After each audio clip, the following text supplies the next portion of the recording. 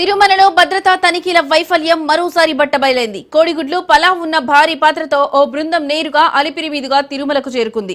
తమిళనాడులోని తిరువల్లూరు సమీపంలో గుమ్మడిపుడికి చెందిన 28 మందితో కూడిన ఇతర మతానికి చెందిన ఓ బృందం అలిపిరి నుంచి ఘాట్లో తిరుమలకు చేరుకుంది. రాంచాగిచా బస్టాండ్ కు సమీపంలోని పార్కింగ్ లో వారు తమ వెంట తీసుకువచ్చిన కోడిగుడ్ల కూర పలావ్ తింటుండగా చూసిన భక్తులు పోలీసులకు సమాచారం ఇచ్చారు. పోలీసులు ఆ బృందాన్ని అదుపులోకి తీసుకున్నారు.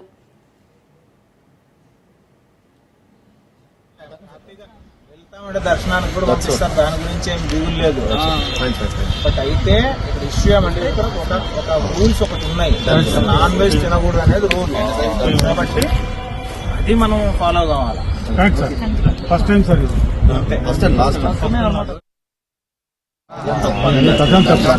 ఇష్యూ రావడం ఎవరు తప్పు పట్టలేదు. హ్యాపీగా వెళ్తామంటే దర్శనానికి కూడా పంపిస్తారు, దాని గురించి ఏం దిగులు లేదు.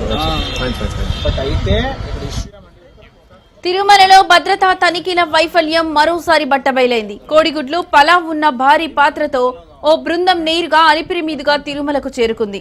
తమిళనాడులోని తిరువల్లూరు సమీపంలోని గుమ్మడిపుడికి చెందిన 28 మందితో కూడిన ఇతర మతానికి చెందిన ఓ బృందం అలిపిరి నుంచి ఘాట్లో తిరుమలకు చేరుకుంది. రాంబగిచా బస్టాండ్ కు సమీపంలోని పార్కింగ్ లో వారు తమ వెంట తీసుకువచ్చిన కోడిగుడ్ల కూర పలావ్ తింటుండగా చూసిన భక్తులు పోలీసులకు సమాచారం ఇచ్చారు. పోలీసులు ఆ బృందాన్ని అదుపులోకి తీసుకున్నారు.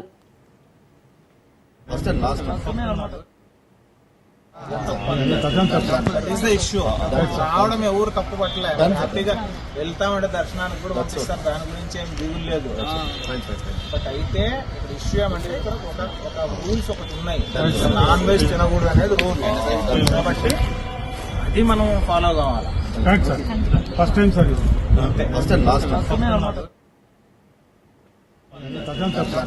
ఇష్యూ రావడం ఎవరు తప్పు పట్టలేదు. హ్యాపీగా వెళ్తామంటే దర్శనానికి కూడా పంపిస్తారు, దాని గురించి ఏం దిగులు లేదు. బట్ అయితే ఇక్కడ ఇష్యూ